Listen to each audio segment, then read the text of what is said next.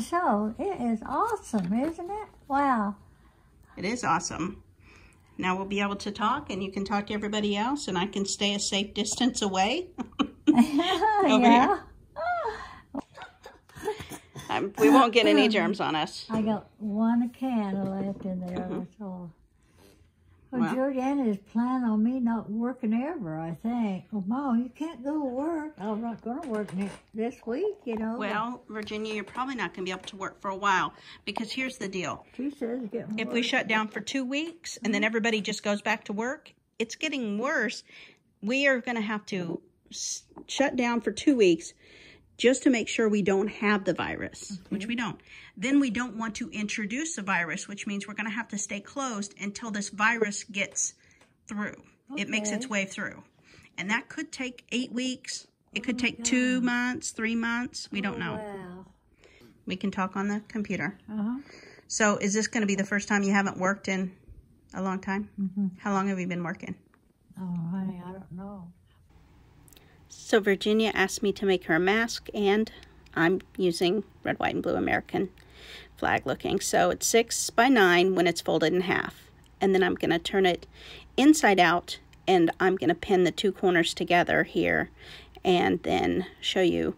I'm going to sew this long side first, leaving an opening in the middle so that I can turn it inside out. And I'm not a seamstress, folks. I just have a sewing machine and sew straight lines. And that's all you have to do here. It's just cutting the pattern and sewing in the correct order. So I backstitched on both my ends, and then you'll see I left an opening there in the middle. I just lifted my needle and moved forward, and then I'm going to just snip those so that when I'm ready, I'll be able to turn it inside out through there. And now what I'm going to do is use elastics. Now, as you can see, they're a little bit longer than both sides, so it is 7 inches. I'm going to put it in and line it up flush with the corner and pin that first side in. And then this is the fun, tricky part, is making sure that that elastic doesn't twist around in there. And then it kind of all lays the same way because you don't want them curled up. That makes it uncomfortable. So I'm just making sure that it's smooth inside and then flush in the other corner. It's going to be a little bit of an angle, but do your best. And then just pin it in. And once I got it kind of the way I like, I have to move it around a little bit because, you know, and then I make sure it's smooth. And then I'm going to sew that first side together.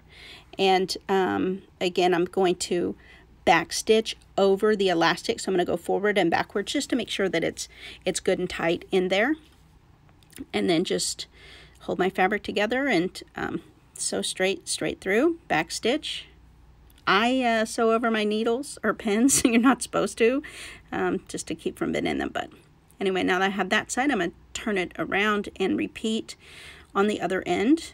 Again, just taking extra time to make sure that it is flush there before I pin it.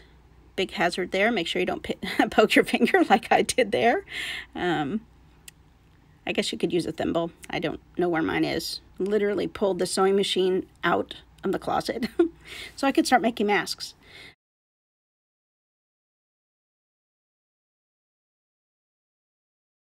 I just use it for junk journaling. Anyway, so I've just about got it the way I like it. And now I'm going to sew it. And again, back stitching over the elastics all the way down. And then I'm just pushing that back stitch button. That's what that is there. In the right corner. And then I trim it. I try to trim the thread pretty close. It is going to be inside out, but anyway, so I'm going to reach in there and fish out one end of the elastics and use that to help me pull it through. So that makes it a little bit easier. And once I've got it turned completely inside out, now I'm going to lay that flat and I'm going to go and iron it. But first I need to turn my iron on because I forgot. So in a coffee break, and I decided while my iron's heating up, I sewed another one really quickly. So now I'm showing you once it's flat, then I iron the hills and valleys in it. So I'm just figuring out kind of how I want to do it. And then I use those iron marks to be my pleat guide. So we're just going to kind of fold it accordion style, and fold it up and then pin it down.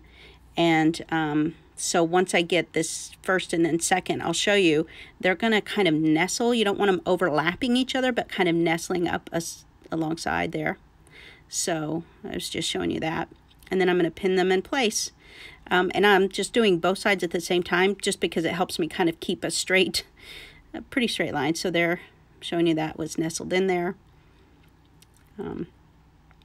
And then that third pleat is a little tricky for me because I got a little close to the top, but really I'll just make that the bottom of the mask, so it'll work out fine.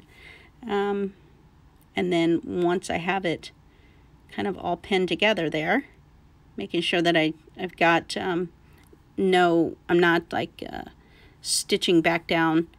I'm making sure the elastics are out of the way. I am going to sew over what's on the inside, but I just want to make sure that I don't accidentally, get a wrinkle in that. So now that I've got that, I'm going to go iron those pleats down flat. Oh yeah, I forgot. I'm doing the second one. So it takes me maybe about 15 minutes to do one mask.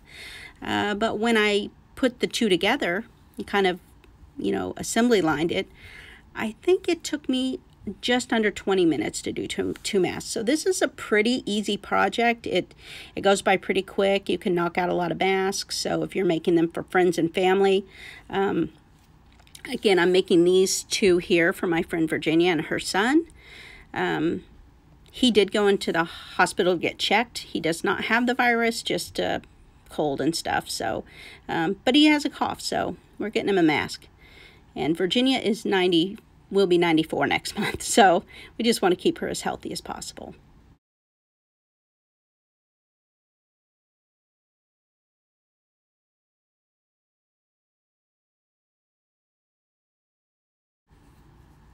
Now, once I get these all pinned together, I'm going to take them over to the sewing machine, and I'm just going to iron it flat, both front and back side, just to make it easier when I'm sewing it and help the pleats.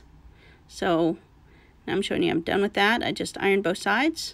It looks nice and neat. And now I'm just going to sew all the way around as you can see, all the way around, and then making sure that I keep the hole there together where the opening was, and I'm going to stitch that closed as well.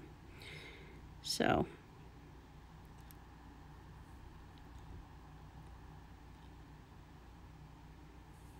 again, easy little project. Like I was saying, if you make these, hey, take a picture, tag me. If you make a video, tag me. I'd love to see it. I'll be making a lot of masks, not just for friends and family, but we're also making them for donation for our community. So, but I thought, it'll be easier to make videos and show people. I followed the Joanne video, so I'm going to link that down below. It was so easy, so self-explanatory. But in case you thought it was hard after watching it, I'm not a seamstress. It really is. It really is this easy. And so once I'm done there, I'm just going to pull it off. I'm going to trim all my edges there, make sure I've got all the pins out and extra. And I just had yellow thread in there, so that's what I was using. I did go yesterday and get some white thread, so my future ones will have white, even if they're dark. So, and then I gonna just take a look at everything, make sure it's the way I like it. I don't have any kind of wonky pinnings or something. And then, because I have had to be real careful, because that last pleat there, sometimes it'll try to get in the way of the sewing machine. And then I didn't want to sew the pleat down. Defeats the purpose. So pinning it and then sewing the pleats there is just extra diligent, but once you get it going, it's okay. And again, I think you're supposed to take the pins out and hold it, but for me, I need to leave them in. My hands are, I have shaky hand syndrome, and fine dexterity kind of things are a problem with me, so I just leave them in, show over the pins. It's fine.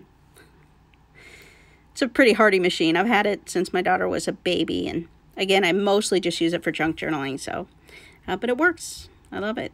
It's not fancy, but it does help me get these masks made. Yep, you can see my bent pin there. Anyway, it pops open. Of course, you can wear it either way. And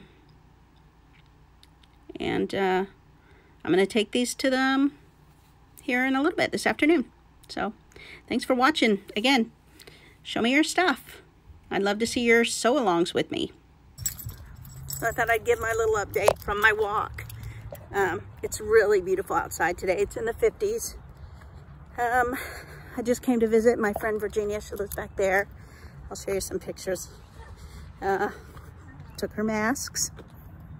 And, you know, just had a visit.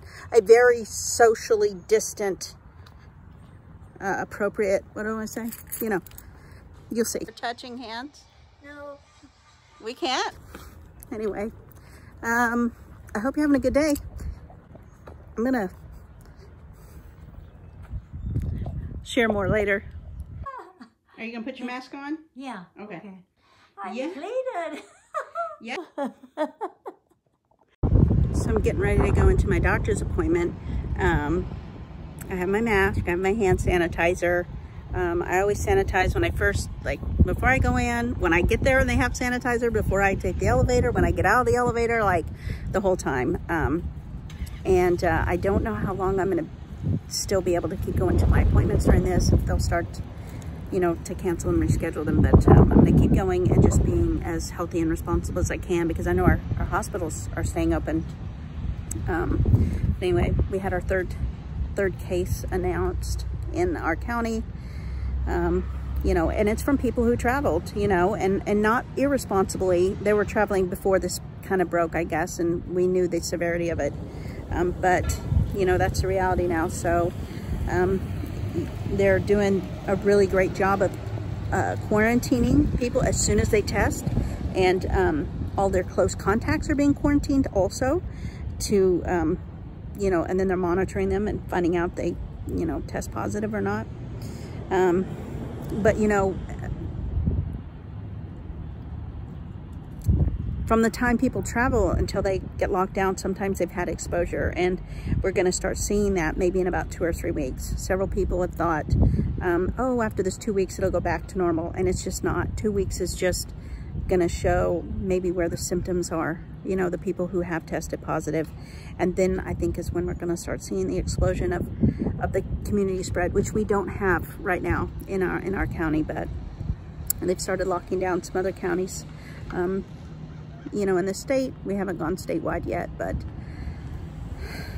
you know, preventing and taking preventative measures is, you know, it's the smartest thing to do. So I'm going to keep reporting and covering and documenting and safely, you know, until I, you know, really have to stay in completely. But, you know, this is my one trip outside today, getting my sunshine. And then I'll be back in again. I live in an apartment on the top floor, and, you know, not a lot of sunlight. But anyway, just doing what we can. So I hope you are well wherever you're at, staying safe. I'll talk to you later.